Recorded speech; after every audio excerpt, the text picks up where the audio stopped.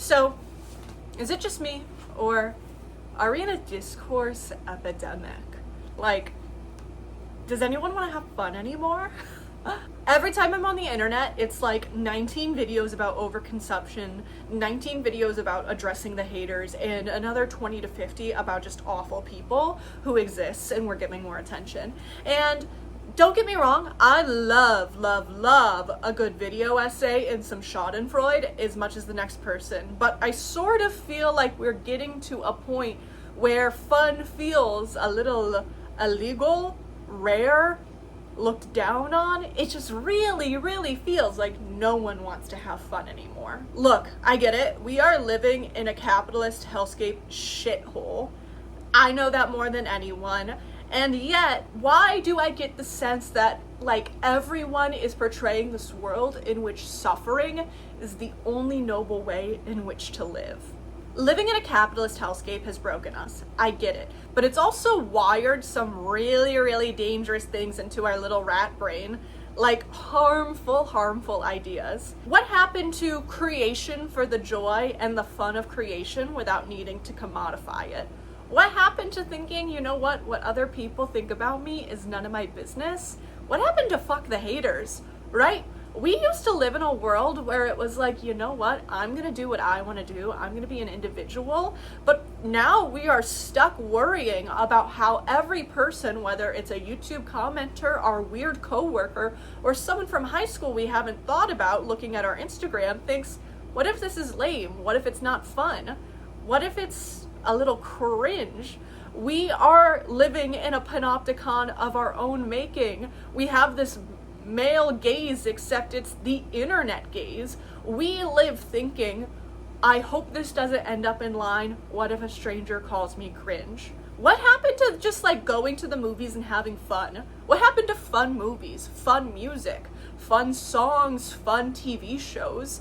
TV shows are all now like a weird reboot, a dark, sinister, edgy thing without any color. And I'm just not having fun anymore. What about hoping for a life that's full of a little whimsy, a little fun, and a little joy? What about hoping for a life that isn't just one misery after the next? I want you to take a second and look in the closest mirror to you, not your phone, and say to yourself, when's the last time I had fun? If you can answer that, great. You're doing better than I am, because even I am struggling to have fun right now. But I hope that today I can convince you that fun is not only good, but essential, does not exist in a vacuum, and is not only essential and good while we are fighting the horrors, but a way to combat the horrors themselves. Have you been on the internet lately and found a tweet or something that said, is it just me, or is life losing color?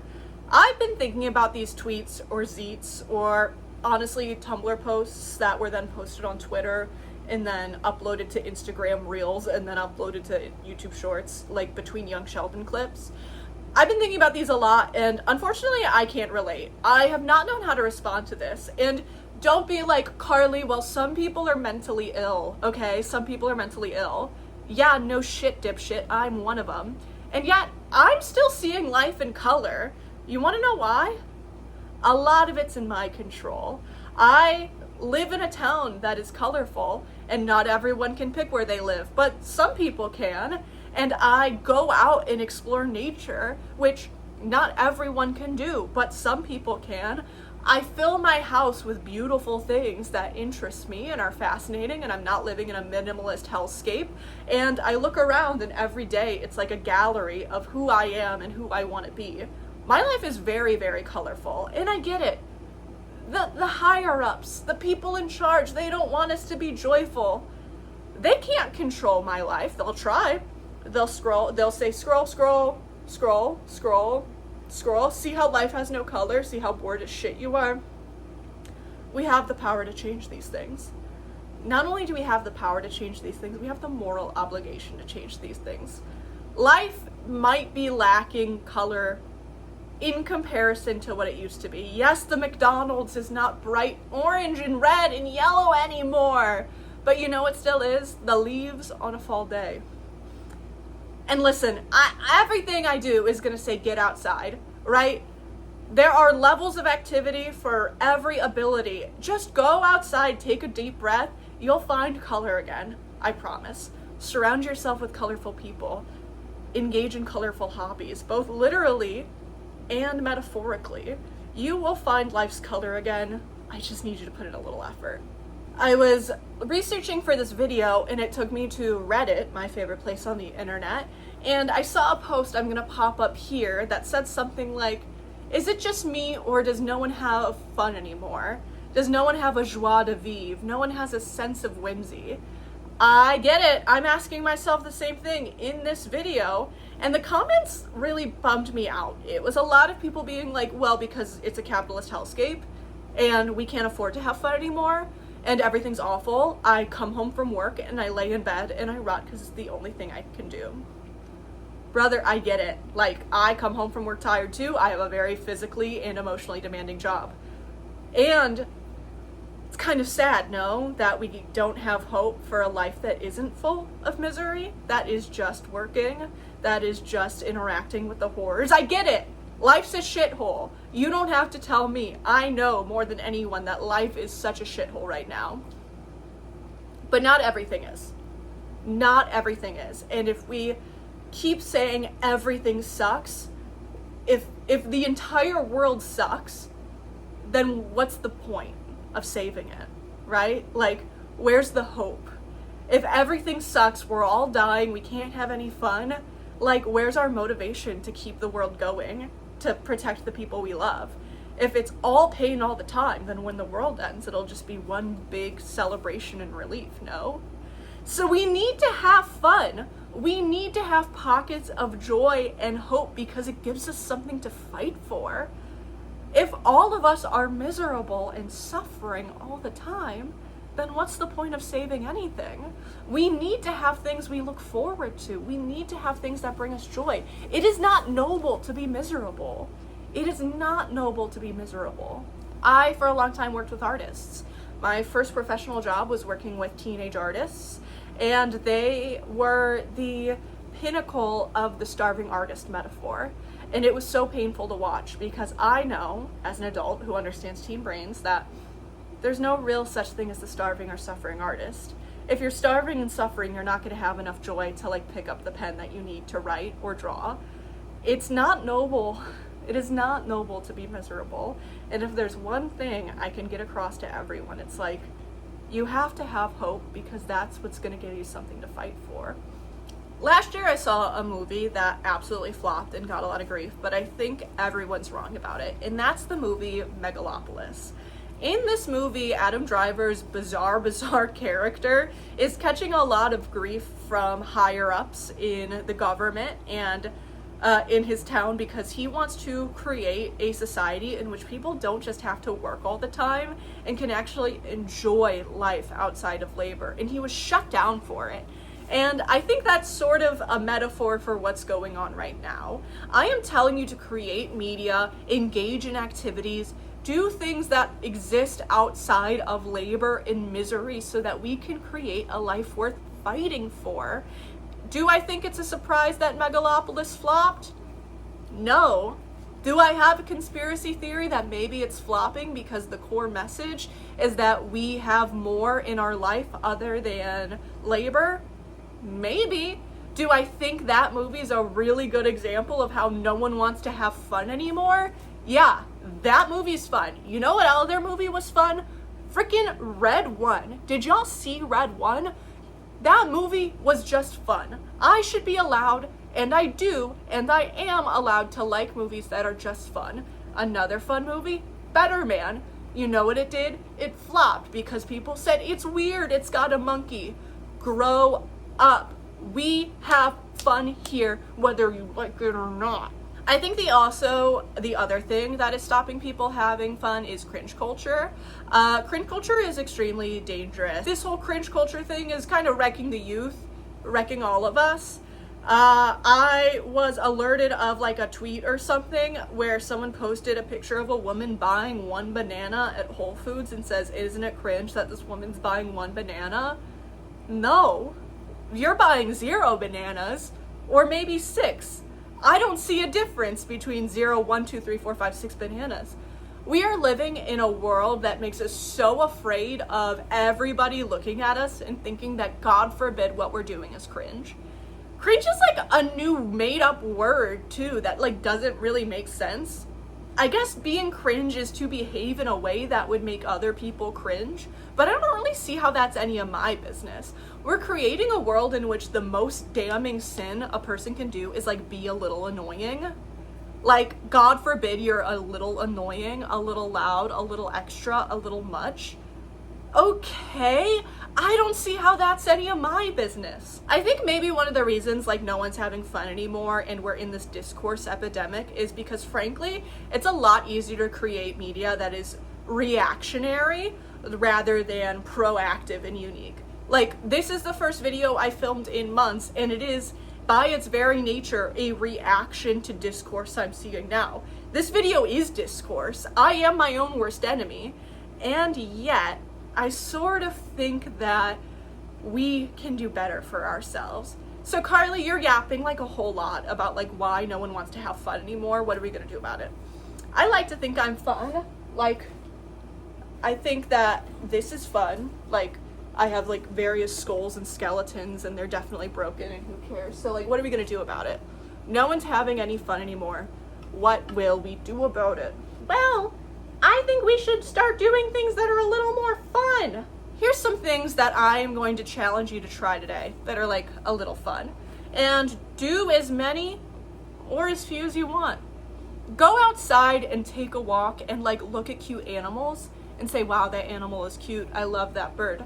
Download the Merlin app and be like, I'm gonna identify birds on this bird walk. This idea is inspired by like looking through my notebook, and this is a notebook in which I was like writing a book and some poetry in, and it reminded me of like what I used to do for fun, which when I was a kid, which was just like write stories. Like, write a story, that's free, and you can do it at work. Many of us work jobs that are annoying, and I believe that for many people there is a way to make work a little bit fun. Like, I've worked shitty customer service jobs, and then sometimes I'm like, you know what? I'm gonna have the weirdest small talk I can have with everyone I talk to today.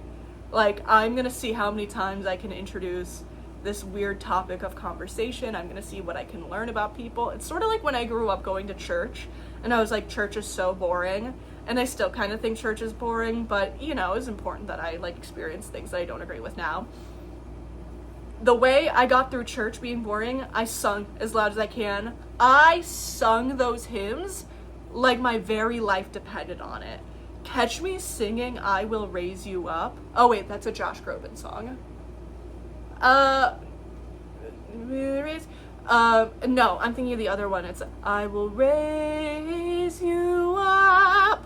Sing it as loud as you can. And that's sort of life, too. Life is one big metaphor for when I grew up going to Catholic church. Sometimes you just gotta sing real loud, engage yourself to make it fun. If you are a media or content creator, consider, I don't know, having fun, making a video that's a little fun. I can't tell you what's gonna be fun for you, but what I can do is tell you that your life will become so much richer if you start looking at the details and saying, what would make this a little nicer? What would make this a little more pleasant? What would make this a little more fun? I have a strategy I call pleasant maxing, and my therapist calls it behavioral activation, which he can get fucked for that because pleasant maxing is its own thing and I invented it. And that is looking at any situation and saying to yourself, what can I add to this situation to make it a little more pleasant? Take, for example, a shower. Sometimes you don't want to shower. Like, I get it. How can we make showering fun? Putting on music that you like, lighting a candle, lighting incense, having a little mocktail. You are elevating the mundane experience into something that's intentional, mindful, and fun. That's pleasant maxing, baby. Sometimes you're in a weird mood and you're like, ooh, I don't know why I feel this way. What would make the situation a little more pleasant and a little more fun? Let me turn on a record I like. Let me turn off the overhead light because it sucks and turn on like 3 to 4 lamps I like. Let me just add little pleasant things to treat myself Every day should be a little treat because, like I said, this life is miserable, but we need it to be a life worth fighting for. Creativity is everything. Joyful creation that you're not gonna sell later. My friend on Discord just crocheted a halibut for the fun of it. And if that ain't fun for fun's sake, I don't know what is. I'll show the halibut here. If that ain't cute, then what the fuck are we all doing? Get out and experience the world. Like, being a homebody is sick. I love laying in my bed and playing Animal Crossing and Baldur's Gate. I do. But if you want a life well lived and to feel like you're living a life worth living and to have fun, you have to go out and experience it. It is very tiring to leave your house. It is very tiring to walk around, doing what you can, fighting for what you can to go out and experience life. That's fun, baby. Try new things that are outside of your comfort zone. I'll try anything once, whether it's a weird folk concert, a Renaissance festival, a cult-like yoga class. I'll try it. I'll give it a try. You never know what you're gonna like. Variety is the spice of life. It is the joie de vivre. And it's what's gonna give you ability to be creative in your everyday life. Stop watching discourse for a bit. Take a break from discourse. It's okay. What is discourse? You might be currently like, I don't know what the word discourse means.